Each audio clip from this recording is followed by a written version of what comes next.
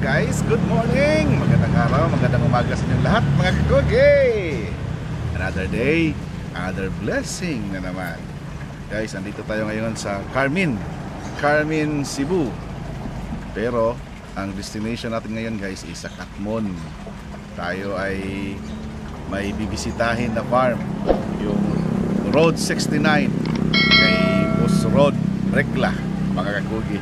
So kasama natin Kaigop. Right. So guys, ang tabayanan nyo ang kabuuan ng episode na ito. Huwag kayong kakalas. Yung mga hindi pa nakapag-subscribe, subscribe na mga kakugi para dadami tayo dito sa ating channel.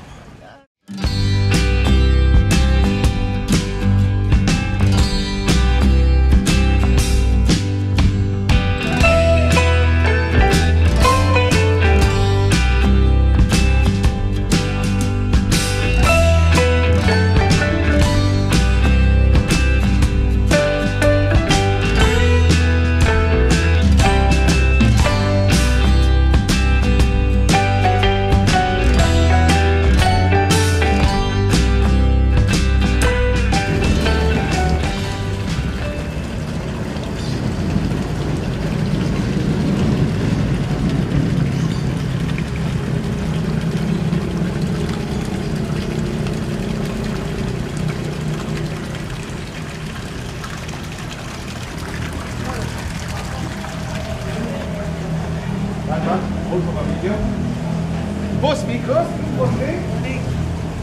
Sama natin guys, Boss Mikos. Sa Road 69 Game Park. Located Bactas, Catmon, Cebu. Good morning mga kakugi. Happy Saturday sa lahat. Punta kami ng Road 69 Game Farm. Yung may maari yan, taga Canada, si Bus Roads.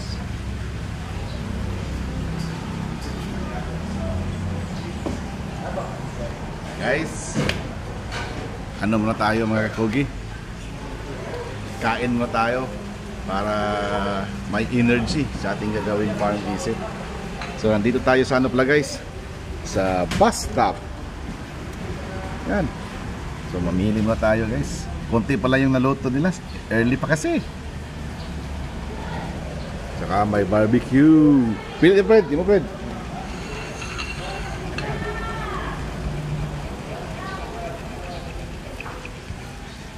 Quag tray dong. Ayan.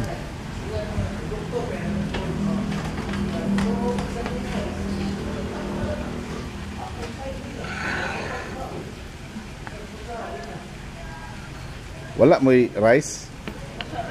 Puso ra. Napo lang. Oh, ipon lang. Kalito nga.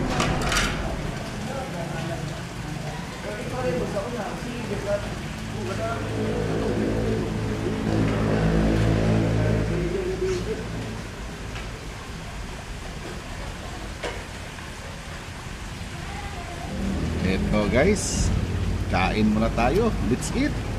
Ito yung breakfast namin guys. Sa akin, beans at saka may kunting pork.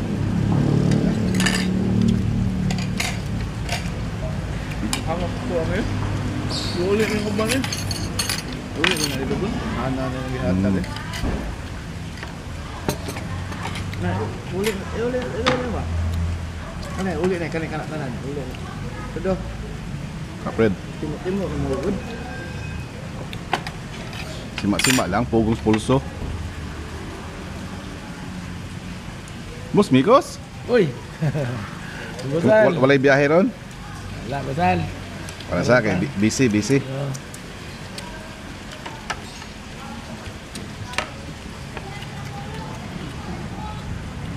Kalma yun.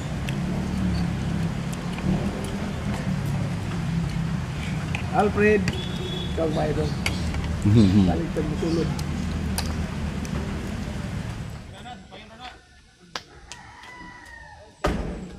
Hello guys, ito andito na tayo sa Barangay Bactas dito sa Catmon, Cebu.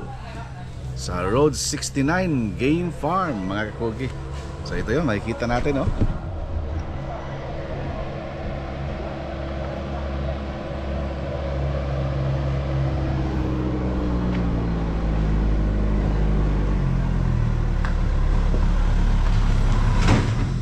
Ito guys, nandito.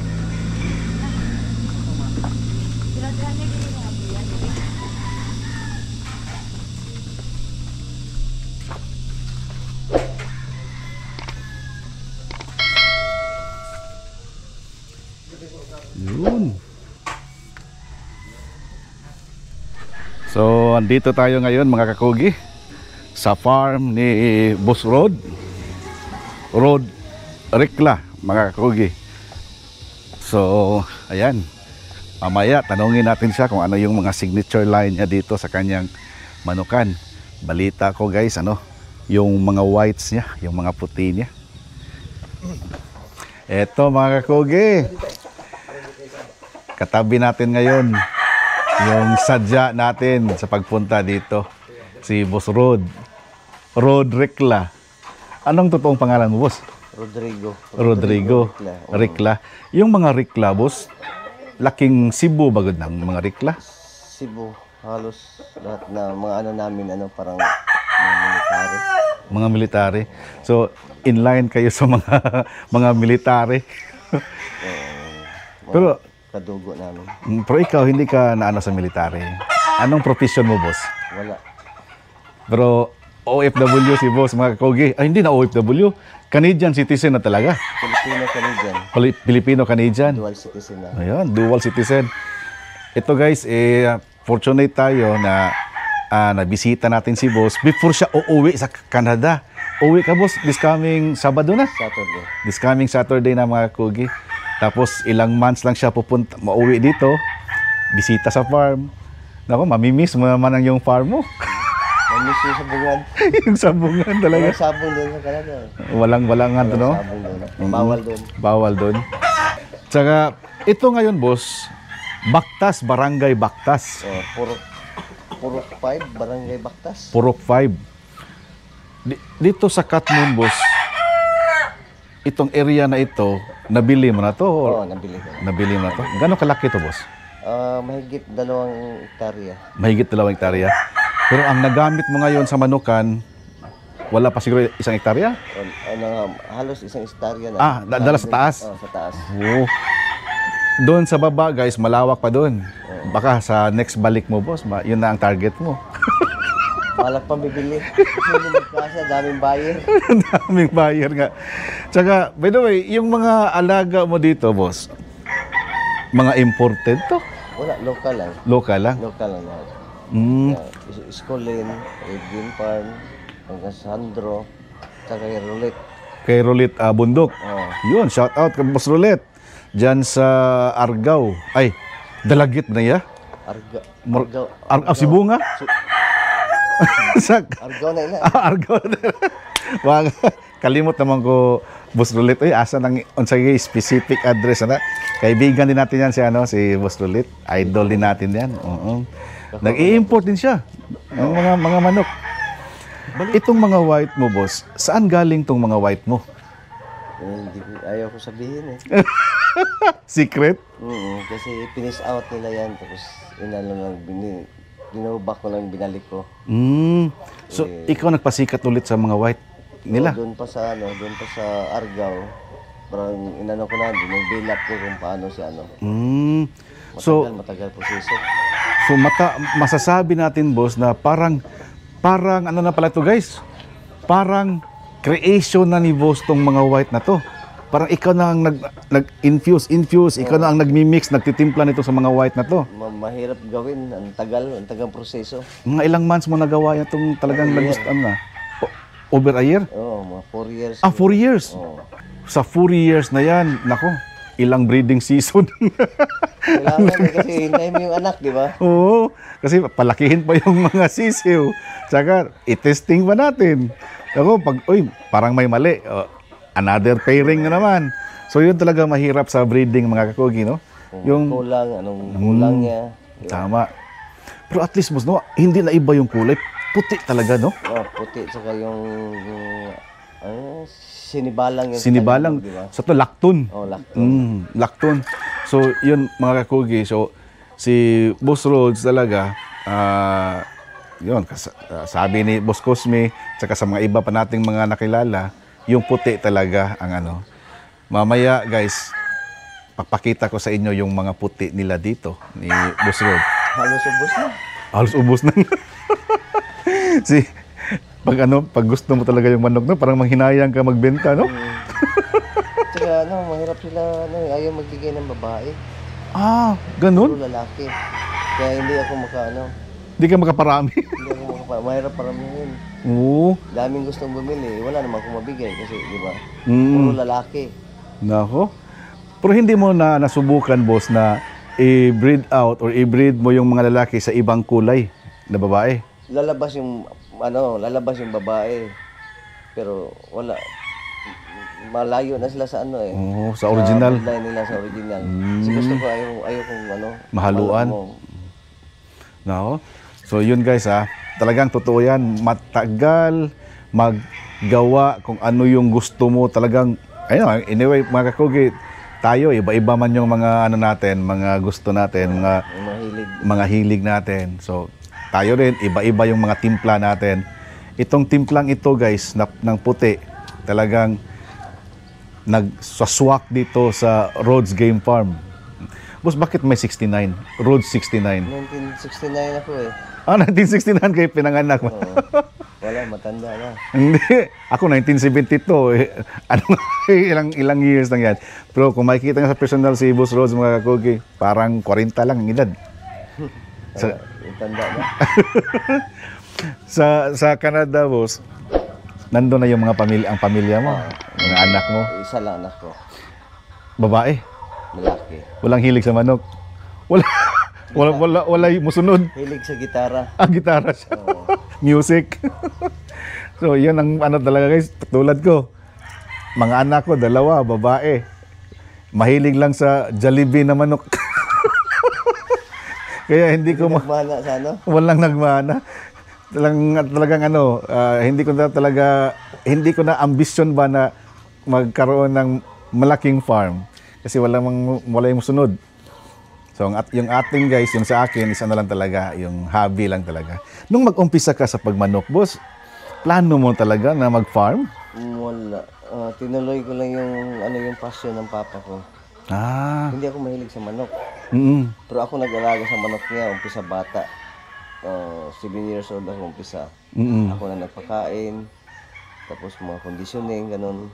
Ako yung sa lahat. Mahilig papa ko sa manok talaga. So araw-araw nakikita. Namatay siya, bumili ako ng yung farm.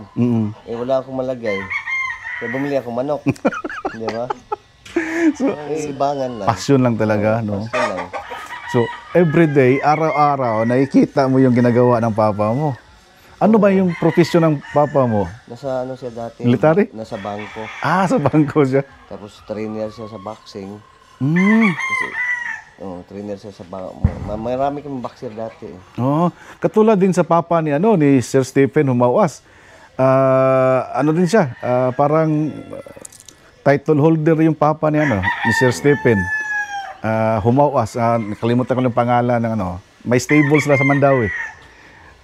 Boss, tanong ko lang po sa sa kaning atong anong tawag ito guys, atong aalamin natin ang autobiography ni Boss Rhodes para makilala din natin guys, kasi bihira lang natin makausap si Boss ng ibang solo-solo nga istorya ba. Kadalasan kasi guys, pag nag-uusap, nagkukwentuhan, nagkikita kami doon man sa Ruidahan, sa Buangan, sa maraming tao. So, Boss, doon sa Canada, boss, ano po ba yung trabaho mo doon, boss? Yung usually trabaho ko doon nasa mga yung junkyard, yung mga kotse na mga pipisain na nila. Yan ang trabaho ko doon. Ako yung nasa processing ako. Ako yung parang pinaka-receiver doon, di ba? Yun, tapos trabaho, yun, may rin akong konting doon sa backyard namin sa grahe. Doon May ako grahe ka? Oo, may grahe. Ito boss, before pipisain yung mga sasakyan, yung mga junks na yon, di ba? Oo. Kinukunan mo muna kung ano yung mga maayos pa doon ng mga pisa No, before pisain. ano yung maganda kasi pagkatapos doon sa processing namin, i-display namin yan doon, ibenta for parts. Pero bago ilabas, siyempre, pag may makita kang magandang parts, bibilhin mo, di ba? At least ikaw nakauna. Oo. Yung mga aftermarket na parts. Oo, kasi ito guys, kasi minsan kasi dito sa Pilipinas hindi natin makikita na may ginagano na sasakyan. Pero palagi kasi ako nanonood sa sa Netflix or sa YouTube yung rags to riches, yung mga junk na mga sasakyan, mga muscle car, tapos pipisain.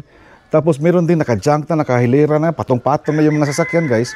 Tapos here comes itong nag-a-assemble, nagre-repair, para bang bubuhayin yung sasakyan, maghahanap ng mga pisa doon sa mga junk shop, sa mga junkyard. Usually, ganun ginawa ng mga Pilipino doon. Kasi, bibili ka ng parts doon, magtanggal ka. Ikaw, yung ano yung natanggal mo, yun ang bayaran mo. Yun ang doon. So, are you a mekaniko, boss? Marunong din, di ba? Kasi ayaw kong sabihin na mekaniko kasi wala naman akong lisensya, di ba? Oo. Pero marunong din. Pero maka-assemble kang sakyanan. Oo. Ito guys pag sasabihin natin doktor ka, nag-graduate ka, may diploma ka doktor, no?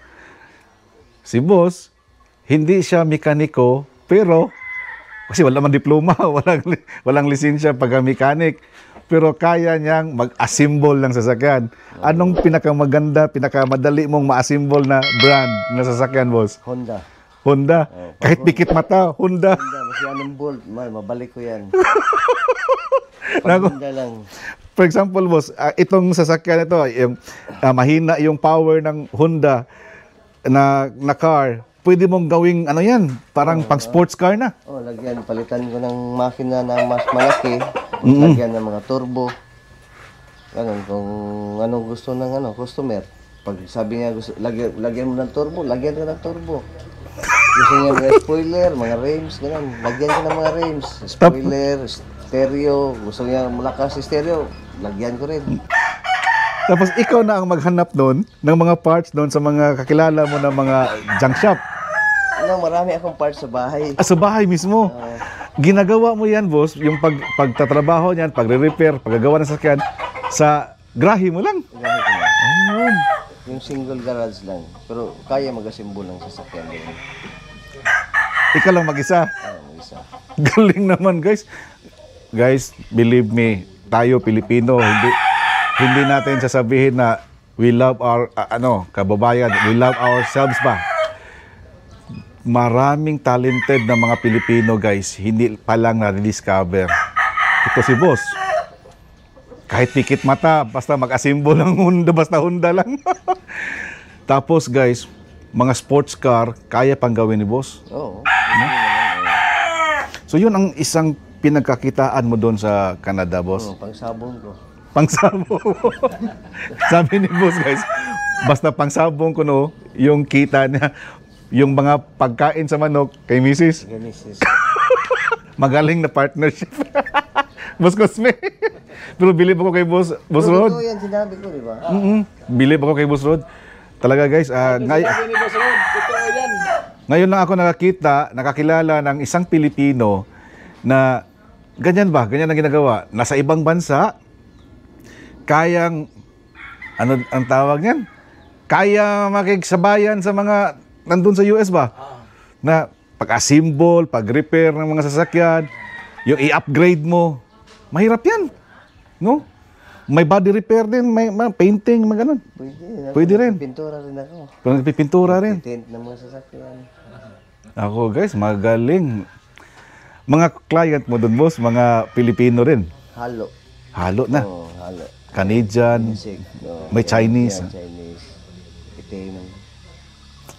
Ako, guys, how I wish ba na pagbalik ni boss doon sa Canada, makapag-video call tayo kung ano yung mga project na doon, ipakita niya sa atin. Ano ko kasi, ano, yung iba kasi, pag mag-ayos na ng mga sasakyan, mag-swap ng mga makina, nagbablog sila ako. Gusto ko lang, ako lang, di ba? Lang humble si boss mga kakugi. Ayaw nga sanang magpa-interview eh. Maraming gustong ano doon, hindi naman ako madamot, di ba? Maraming gustong matuto yun. Turuan ko para hindi na sila babalik sa akin, di ba? Sila na lang mag-ayos. Kasi mahal yung labor doon sa Canada. Mahal yung ano, singil. Para talagang ano ka na doon, parang specialist ka doon. Parang yung palit ka lang ng brake doon, 50 na yun. Magkano ng 50 sa Pilipinas? 50 Canadian dollar. Oh, sa pesos, 2,000 na yun. Isang gulong lang yun. Palit lang ng brake. Dali nung palit ng brake. Di ba? Mahal. Kailangan yung change oil. Kailangan nila matuto. Kaya sabi ko, bili kayo ng jack, bili kayo ng tools, turuan ko kayo kung paano. Para hindi na kayo babalik sa akin. Tama. Pag Pilipino. Kasi kailangan mo tulungan sila. Mahal yung maintenance doon sa sasakyan. Yun. So, yun mga kakugi, bihira lang tayo makakilala ng kapwa nating Pilipino na may talent na ganyan. Hindi pa madamot sa skills. Skills man tawagin na boss, no? Skills yan kasi yung kay boss, hindi man niya na ano yan. Experience na mo, boss. Experience. No? Sa daghan ka ng mga... Nagian ba? Kasi namasada ako dati sa Konsolasyon, papuntang...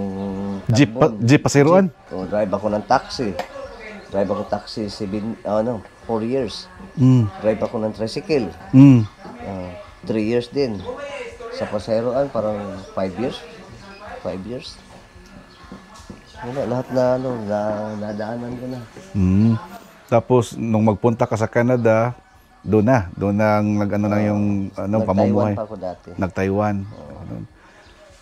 Guys, pag may tiyaga, pag may sipag, pag may kugi talaga, tsaka siyempre samahan niya ng panalangin, boss, no. Hindi haluan ng ano. Kugi ang asawa, kugihan mo ang asawa. Naka-timing sa diay. Ay, mami. Mami ko, no? Naka-timing sa og mabait na asawa. Yan. Nasa Biblia yan, guys, sa Proverbs. Pag mabait yung asawa mo, galing sa Diyos yan. Kaya wag mong sayangin pag mabait yung asawa mo. Sabayan mo sa kabaitan. Kasi talagang may blessing na ibibigay sa inyo. Kahit hindi mo hihingin, guys, nakikita yan ng Diyos. Kahit hindi ka na humingi, nakikita niya, kusang ibigay yan sa'yo. Di ba, boss? Minsan nga, maano ka na lang, ma-surprise ka na lang na nangyari sa buhay mo ito. Hindi mo naman talagang, hindi ka nag-dream na ganito, no? Buti yung anak ko, nagmana sa mama eh. Mabait din. Mabait. Hi, DJ. Yun, DJ. Lalaki? Lalaki. Yun. Tama, lalaki. Mahilig din sa makina na. Wala. Di pa. Gitara sa kanya. Gitara yun. Nasa banda. Matalino eh. Yun, nagko-compose ng kanta. Yun ang ano. Sarili niya. Dito naman siya nalinya sa entertainment, sa music.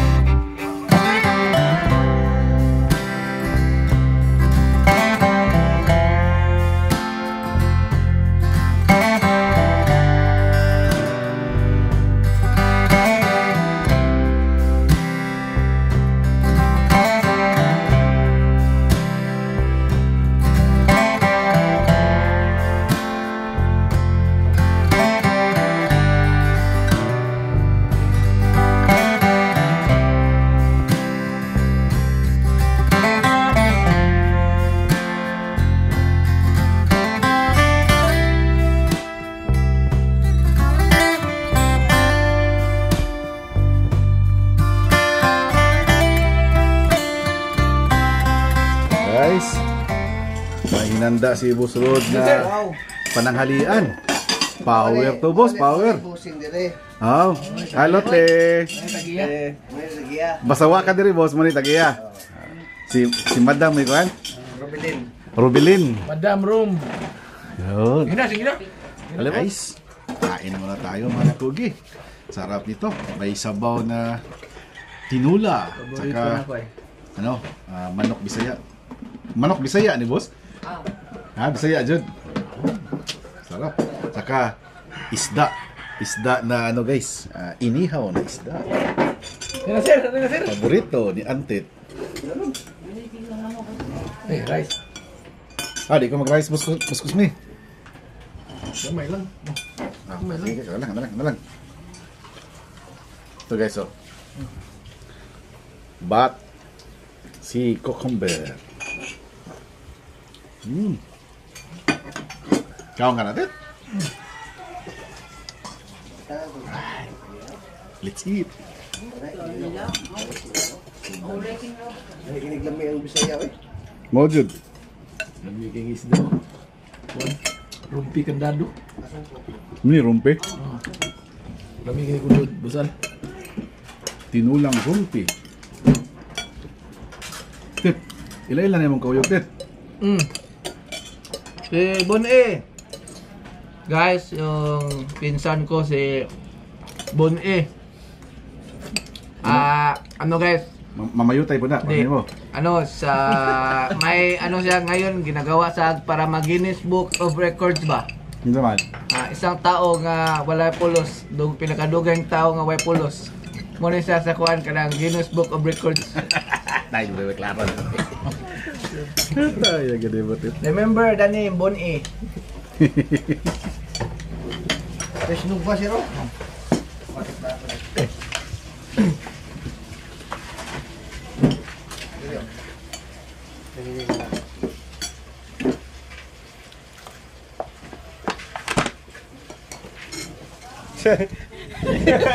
Shout out, Road 69 Game Farm. Oh, yo. Kibol, nandito sa Kibol. More wins to come. More wins to come. Habang kumakain yung mga bataan dito, mag-exit muna kami. Boss, thank you kay boss. Boss, thank you. Yeah, welcome. Welcome naman. See you again on December. Maybe. Oh, yun. So guys, maraming salamat sa panonood ninyo. Itong kwentuhan natin ni Boss, short lang to. Baka next pagbalik niya, parami yung mapag-usapan natin. Boss? Shout out sa Gapper, oh. Oh, shout out sa Gapper. Mukhang may pinaka-link ko rin. General? Ano tapos kasi may General? General problem? Isang team to guys, isang team. Ito yung mga apostolis ni Kan, mga apostolis ni Boss Rods. Yun guys, maraming salamat sa panonood ninyo. Hanggang dito na lang muna ang episode ito. Dito sa Road 69 Game Farm, dito sa Bactas, Katmons, Daan, Cebu. Mga koge, tandaan palagi, pag may sipag, may aanihin. Sa Bisaya, basta magkugi, dunay maani. Okay! Okay, boss! Okay ba nila lumatos today? Okay. Thank you guys.